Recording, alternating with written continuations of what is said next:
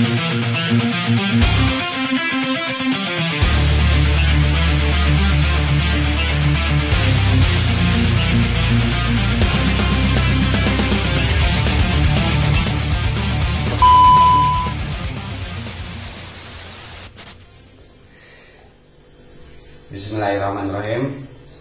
Assalamualaikum warahmatullahi wabarakatuh. Waalaikumsalam warahmatullahi wabarakatuh. Sekarang saya berada di rumahnya Mas Dedi. Kebetulan ini malam Jumat ya, malam Jumat. Rencana mau eksplor tapi hujan daerah Bekasi. Akhirnya silaturahmi ke rumah Mas Dedi. Kebetulan dia adalah subscriber yang sering melihat secara langsung ya kalau itu lagi bikin konten. Dan ini kita nanya-nanya nih, ini kan pengalaman Mas Dedi nih selama ngeliat saya bikin konten gitu. Mas Dedi ada nggak kayak rasa takut pas lagi nyebur di terjun bareng nih di tempat angker yang kita eksplor, perasaannya kayak gimana, apa yang Mas Dedi rasain gitu? Awal mulanya ya memang kalau masuk ke tempat-tempat tempat-tempat serem kayak gitu udah pasti merasa merinding kayak gitu ya kan. Apalagi kalau misalnya kita ini lagi dilihatin penampakan, itu sebenarnya di sininya ya emang takut kayak gitu. Cuman kan emang bareng sama Bang Aris juga ya nggak terlalu nggak terlalu takut kayak gitu. Pernah nggak lihat nih di saat kamera kita lagi liput nih rekam gitu ya, rekaman video, kita nggak ngeliat penampakan tapi tanpa disengaja Mas Dedi melihat penampakan itu, gimana sih? Nah itu waktu kemarin waktu di kuburan mana itu kan saya kan ada di belakang ya. Itu sebenarnya saya ngelihat, cuman waktu saya lihat itu nggak bisa ngomong apa-apa gitu. Cuman ya takut sendiri jadinya gitu sih. Buat kalian teman-teman yang pengen lihat langsung apa gimana, pengen explore bareng, silakan datang aja. Selalu terbuka lagi nih Mas Dedi ya. Iya. Ini kita ngomong masalah spiritual ya, tentang magic gitu. Pernah nggak Mas Dedi punya pengalaman gitu, punya pengalaman entah itu Mas Dedi atau saudara pokoknya yang pernah nggak ngalamin atau dengar cerita tentang dunia supranatural, spiritual gitu?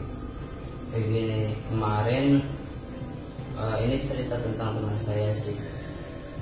Dia itu dulu waktu umur 19-20an itu memang bocahnya ganteng dan juga pandai bermusik, jadi cewek itu banyak yang suka kayak gitu loh ya kan.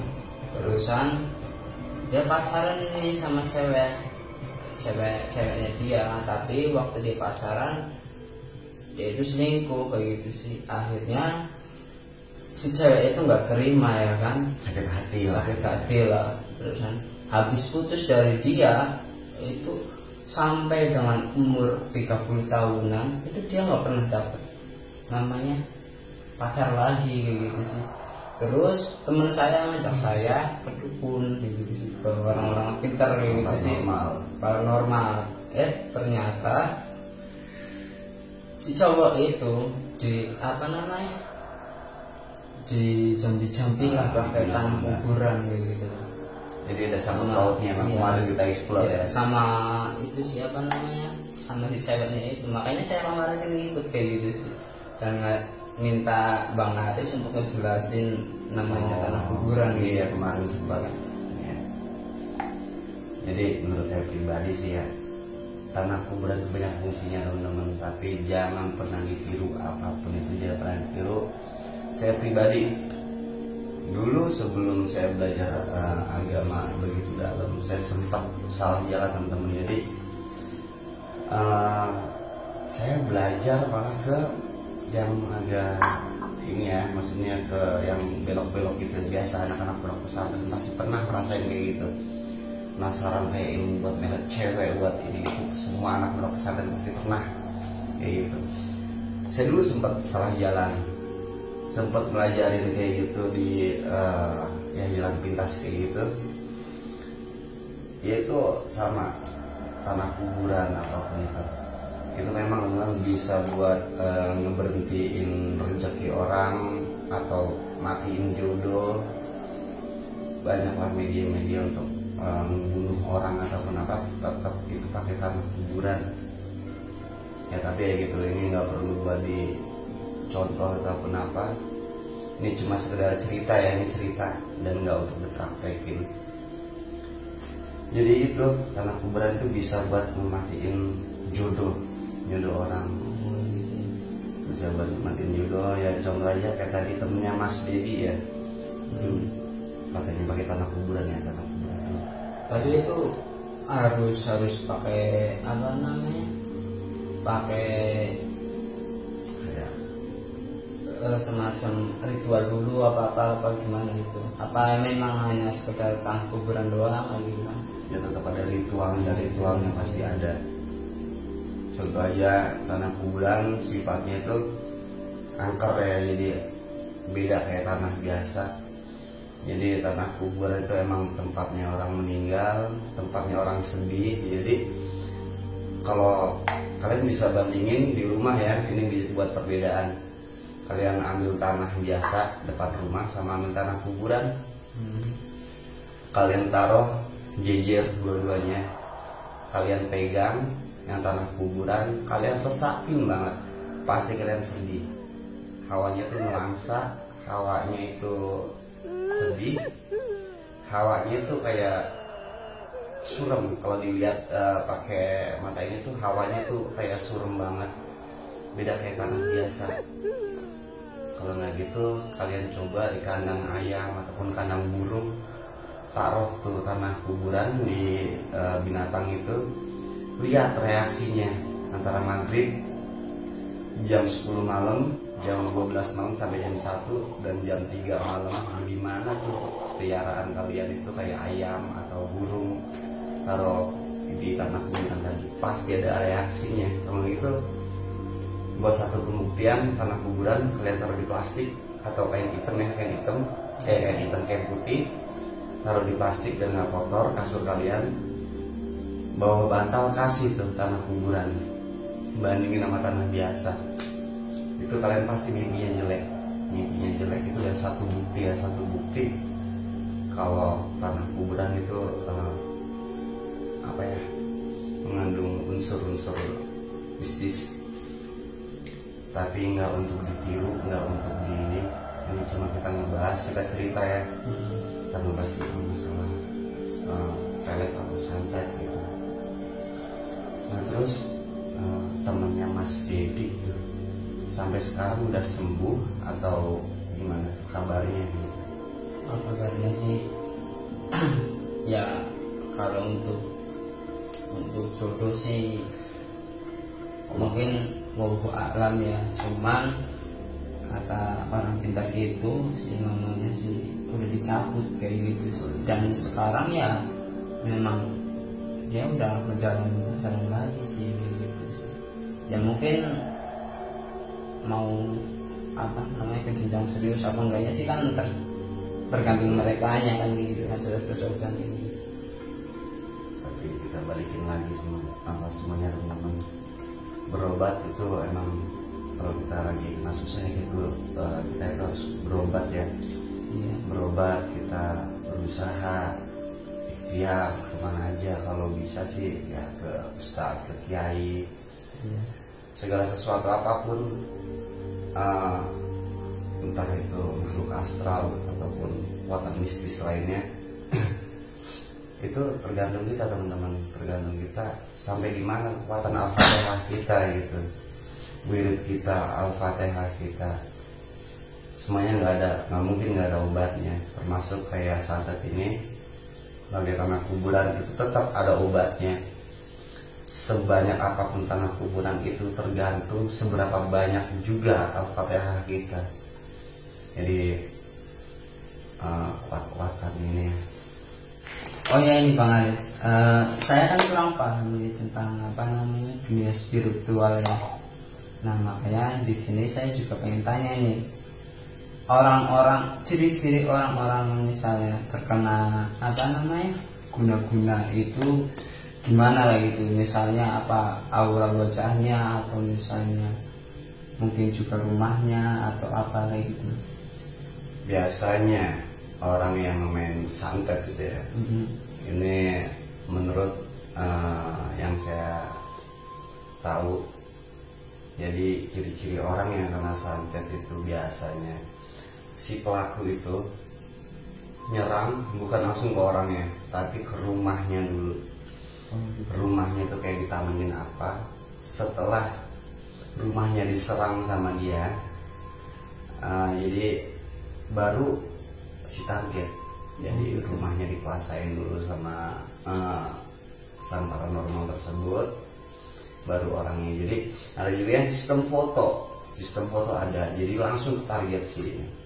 Jadi sistem kerja santet itu dimana kita di luar alam sadar, yaitu pas lagi kita tidur.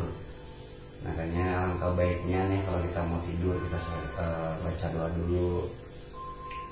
Kalau bisa sih ya, kalau kita sering sholat sih emang sih buat mereka itu sulit, buat menyentuh kita tuh sulit. Tapi namanya orang ya kan, kita sendiri aja sholat aja masih belentang-belentong gitu kan. Biasanya kalau yang sistemnya rumahnya dulu itu lebih mematikan. Jadi dia itu dari rezekinya dulu yang dibabat sama dia mau ngelakuin apapun kayak dipersulit. Kalau udah keserang rumahnya itu ada ciri-cirinya itu rumahnya itu angker, hawanya tuh beda. Pas kita masuk ke rumah orang tersebut itu tuh udah beda hawanya, itu sama kayak kuburan. Kalau kita masuk ke kuburan, kita rasain suasana kuburan. Itu kayak hening, dingin, sejuk, tapi dingin sejuknya itu beda, kayak hampa gitu, kayak apa ya? Pokoknya hampa gitulah, kayak beda, dinginnya beda. Terus si penghuni rumah itu bawaannya satu, ngelamun, kedua suka menghayal, terus tiba-tiba kalau dia ada masalah sedikit, apa sih kalau bahasa anak zaman now itu, baper, gampang banget baper orangnya. Penghuni rumah itu gampang banget baper. Terus juga dari orangnya sering mimpi yang jelek-jelek, kayak dikejar-kejar demit, dikejar-kejar setan, entah dia ada di tengah-tengah hutan dikejar-kejar sama sesuatu yang serem. Pokoknya mimpinya itu kadang-kadang sampai kebangun, saking seremnya mimpi itu aku sih kebangun dalam tidur. Terus bagi yang bukan penghuni situ, kayak tamu ataupun kita sebagai target nih, bukan target kita ya, kayak saudara kita atau ibu kita, bapak kita, itu sering lihat ada penampakan. Kalau rumah udah banyak angker, serem, dingin, terus orang itu suka uring-uringan. Penghuni rumah di situ bukan si target doang, tapi orang-orang yang di situ, terus sering baperan. Itu ciri-ciri ada tanda dari serangan santet. Ada penampakannya, sering ada penampakan. Nggak di malam hari doang, siang hari pun. Kalau rumah yang udah di lingkupi nama santet, itu siang pun jadi ada penampakan. Kalau misalnya untuk orangnya kayak gitu, ciri-ciri mukanya apanya itu gimana gitu, raut wajahnya gitu, Kita kalau dekat ada perbedaan nggak sama orang-orang normal gitu?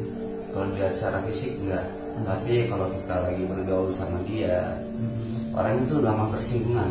Gitu. Yang tadinya dia orangnya ceria, asik gitu ya, atau dia orangnya tersinggungan, gampang baper. Terus temen nih yang dekat sama dia tuh bawaannya kayak risih gitu, sama kehadiran dia pun kita risih gitu. Jadi beda hawanya, auranya yang beda. Nyerangnya alam bawah sadarnya gitu ya. Nah kalau nyerangnya pas di luar alam sadar, kayak kita lagi keadaan tidur. Kalau gini kita alam sadar, kalau kita di luar alam sadar, mereka mulai bekerja, dia masuk melalui aliran darah kita, makanya fungsi dari sholat ya buat hindarin kayak gitu. Puasa, zikir malam, bangun tahajud itu penting banget, itu buat benteng kita juga. Susah kalau bangsa kayak gitu kalau dekat sama orang yang sering begadang karena zikir ya, zikir sholat. Ya teman-teman, berhubung waktu udah malam ya, udah malam, terus juga mungkin hujannya udah reda, izin dulu mau pamit, mau pulang. Jadi karena udah malam banget sih ya ini. Jadi sampai di sini dulu teman-teman cerita saya bersama Mas Dedi yang sering ikut explore waktu kalau saya lagi bikin video, mungkin juga menginspirasi juga kali ya. Ada nggak keinginan jadi YouTubers gitu? Ya nantilah. Kebetulan dia hobi banget di musik, dia ada rencana sih buat bikin YouTube tapi masih belum sampai sekarang.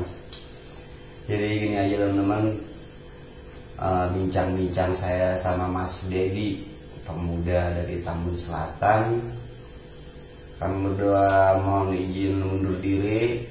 Saya Dimensi Lain Bang Aris dan Mas Dedi.